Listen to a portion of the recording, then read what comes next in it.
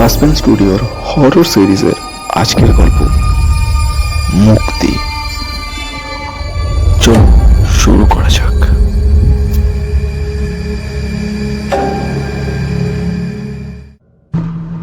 বাড়িটার দিকে তাকিয়ে একটা অদ্ভুত আকর্ষণ অনুভব করছিল রিকিয়া। বাড়ি না বলে প্রাসাদ বলাই ভালো হয়। বিশাল উঁচু উঁচু গম্বুজের মতন খিলান উঠে গেছে দোতলার ছাদ পার করে। বড় বড় গড়ার দেওয়া জানালার আধপোড়া কপাটের পেছনে না জানি কতই না বিস্ময় লুকিয়ে আছে। বড় সিংহদরজার সামনে মাকড়সার ঝুলের চাদর আর চারপাশের আধপোড়া দেওয়ালের আগাছা। কারণই সে বট অসত্য চারা বলছে এ প্রাসাদ বহু যুগের সাক্ষী। সিঁড়ির ফাটলে সরীসৃপের আস্তানা, পা দিতে ভয় লাগে। তবুও বাড়িটা ঘুরে দেখতে ইচ্ছে করে রিকিয়ার।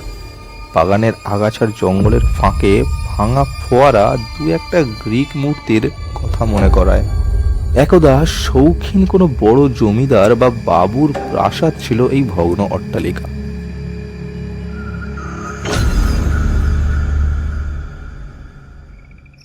কি দেখছিস অমন করে? সবাই তোকে কতক্ষণ ধরে খুঁজছে তুই জানিস? আরোহীর ডাকে সম্বিত ফিরলেও বাড়িটার থেকে চোখ সরাতে পারে না রিকিয়া।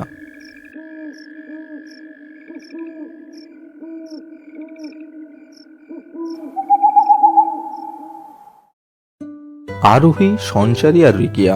কলেজে সবাই ওদেরকে এক ডাকে চেনে। আসর বলে ডাকে ওদেরকে সবাই। তিনজন ঘুরতে এসছে সঞ্চারীর দেশের বাড়ি মেটেলিতে। মেটেলির বাজারের পেছনে চা বাগানের রাস্তায় এই বিশাল ভগ্নপ্রায় বাড়িটা চোখে পড়েছিল রিকিয়ার। সবুজ চা বাগানের গায়ে পরিত্যক্ত বাড়িটা আধ পোড়া ধ্বংসস্তূপের ভেতর আগাছা আর সরীসৃপের বাসস্থান। সঞ্চারী বলে,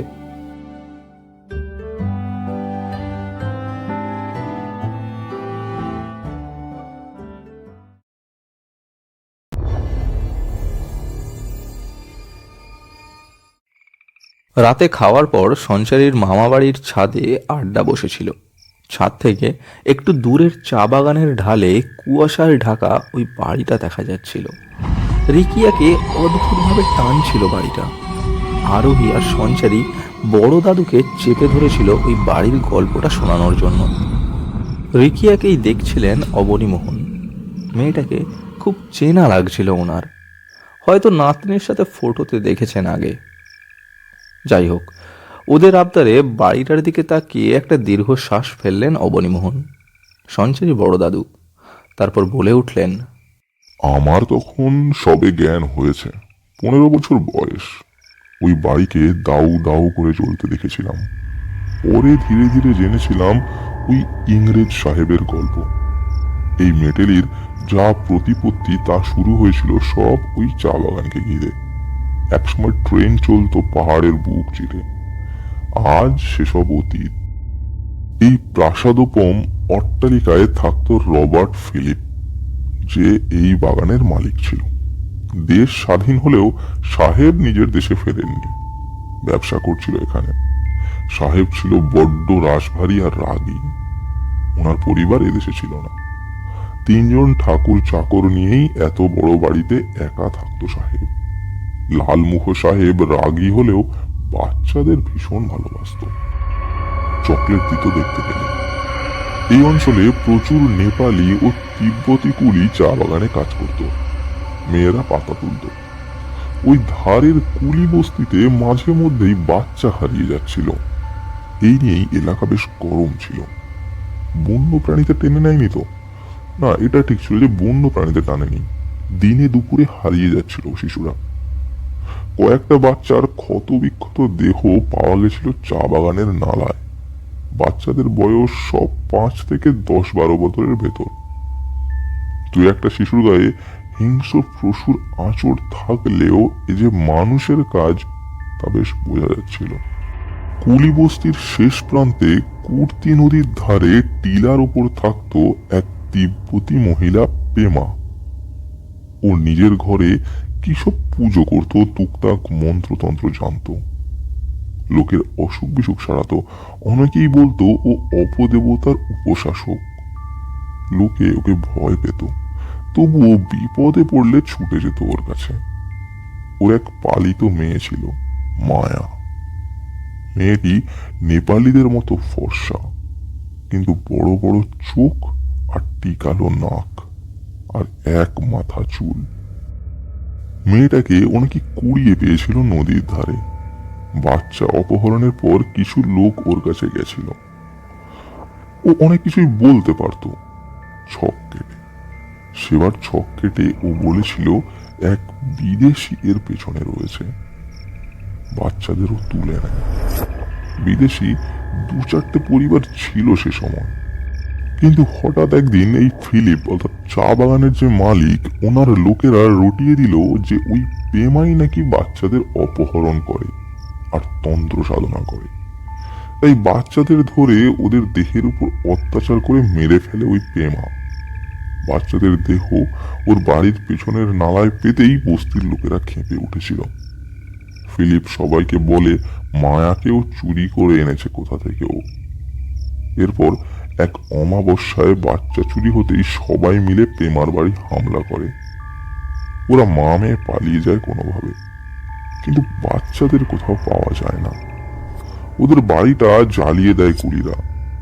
2 দিন পর মায়ার ক্ষতবিক্ষত দেহ পাওয়া যায় নালার ধারে। ফিলিপ বলে পেমা ওকে মেরেছে ওইভাবে। এসব ওর তন্ত্র সাধনার অঙ্গ। সবাই পেমার খোঁজে ঘুরতে থাকে আশেপাশের বস্তিতে।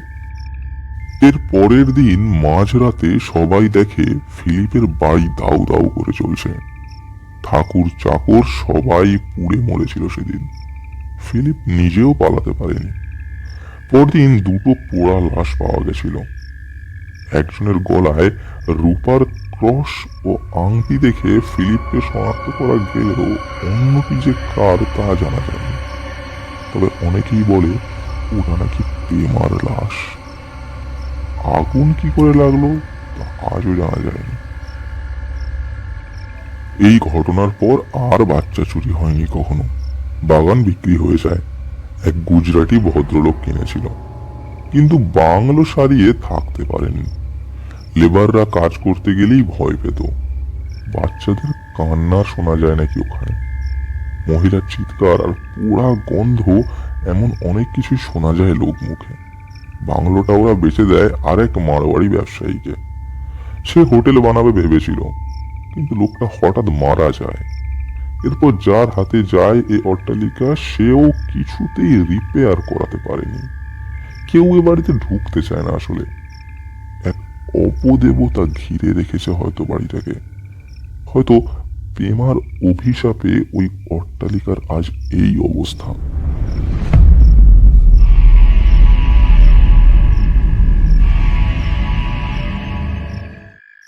গল্প শেষ হতেই আরোহী বলে ওঠে, কিন্তু পেমা না ফিলিপ, কে দোষী বোঝা গেল না। সঞ্চারীর ছোট মামা বলে উঠলেন, এখনো সবাই পেমাকেই দোষ দেয়, বলে ধরা পড়ার ভয় আর রাগে ও ফিলিপকে পুড়িয়ে মেরেছিল।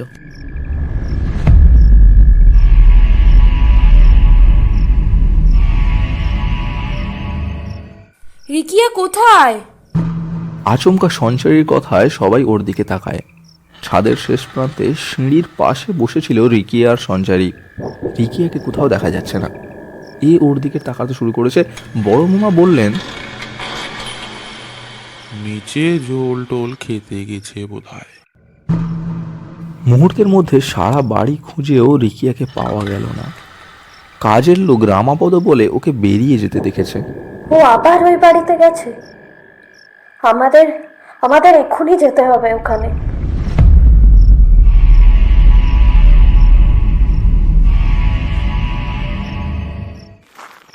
সঞ্চারীর 2 মামা, দাদু, মামার ছেলে রাজকে নিয়ে ওরা বেরিয়ে পড়ে। সাথে 2টো বড় টর্চ আর মোবাইলের আলো। পাড়ার 2-1 জন ওদের সাথে যোগ দেয় সব ঘটনা শোনার পর। বাড়িটার সামনে গিয়েই সবাই থমকে দাঁড়ায়। চাঁদের আলোয় আধ পোড়া বাড়িটা আরো বিভৎস লাগছে। সিংহ দরজা খোলা।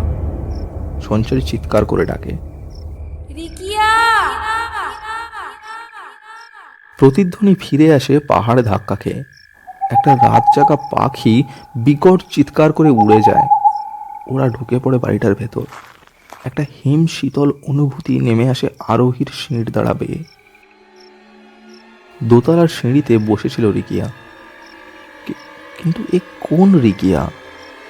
ওর জ্বলন্ত চোখ, চুলগুলো সব উস্কো খুস্কো। ওদের দেখে চিৎকার করে ওঠে। কেউ এগোবে না এক পাও। ওর হাতে শক্ত করে ধরা আছে কিছু। আরোহী বলে, কি হয়েছে তোর রিকিয়া? চলে আয়, ওই বাড়িটা অভিশপ্ত। তোরা চলে যা, আমি আমার দেবতাকে নিতে এসেছি। ওর বুকের কাছে আঁকড়ে ধরে রেখেছে কিছু একটা। চলে এসো মা, আমাদের বাড়ি এসে তোমার কিছু ক্ষতি হয়ে গেলে আমি লজ্জায় মুখ দেখাতে পারবো না যে। সঞ্জয়ের দুই মামা আর দাদা সিঁড়ির দিকে এগোতেই ছিটকে পড়ে কিছু একটা ধাক্কায়। তোদের সবার উপকার করেছিলাম আমি, অথচ তোরা ওই বিদেশির কথা বিশ্বাস করে আমার ঘরে আগুন দিয়েছিলিস। ও আমাদের আটকে রেখেছিল, আমার মেয়েটাকেও ছাড়েনি। ও ছিল এক জীবন্ত শয়তান, একটা পোডোফিল।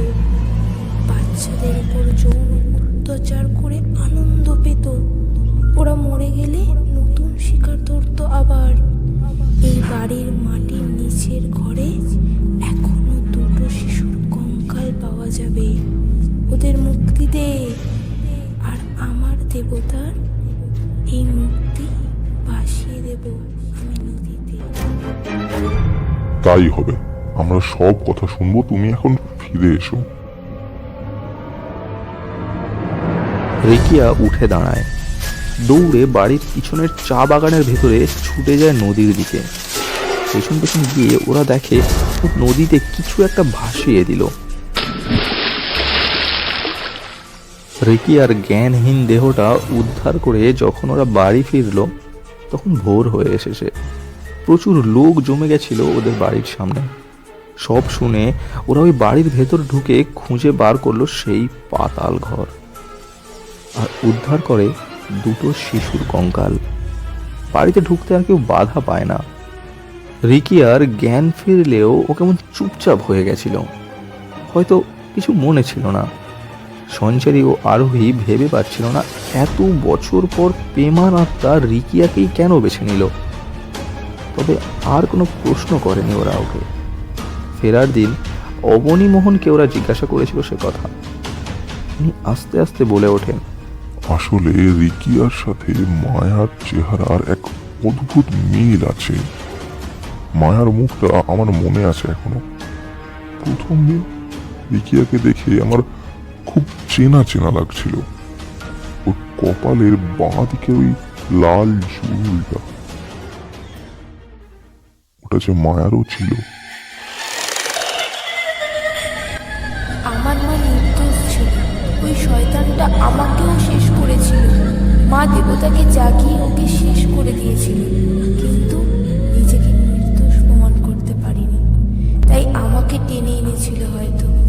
আমাদের দেবতা রয়ে গিয়েছিল ওখানে, আর ওই শিশুরাও মুক্তি চাইছিল। রিকিয়া এক দৃষ্টিতে তাকিয়ে থাকে দূরের সেই বাড়িটার দিকে। কুয়াশা কেটে সকালের রোদ এসে পড়েছে পুরো বাড়িটার গায়ে।